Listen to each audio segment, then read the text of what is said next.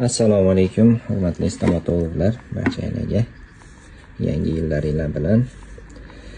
Mana bu endi motor Oqqo'rg'ondan bitta akamiz tashab ketibdilar.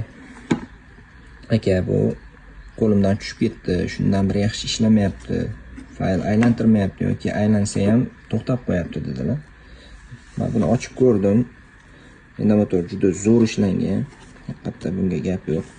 Ishlashlariga ham. Nimaga sabab?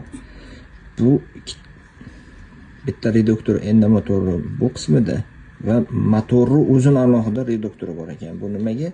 Bu motor tezda buzilib qolmasligi uchun bu reduktor ham ancha xizmat qilib beradi. Shu qismidagi reduktor sochilib ketgan ekan, zarb bilan tushganda joydan siljib ketgan ekan. Shundan keyin bu umuman yaxshi ishlamaydigan qolgan ekan.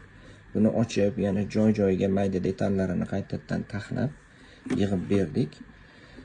Mana hozir yana zo'r ishlab turibdi. Oldingiday, yangiday ishlab turibdi, hech muammo yo'q. Buni almashtirish yoki nima qilish shart bo'lmadi. Shunaqa xizmatlarimiz kerak bo'lsa, endi motor bilan ishlatish kerak bo'lsa, lampa, nakonechniklarni tuzatish kerak bo'lsa, bemalol VDS Dentalga murojaat qilaverasizlar. Chiroyli, yengil, arzon xizmat qilib beramiz. Like bosib qo'yamiz.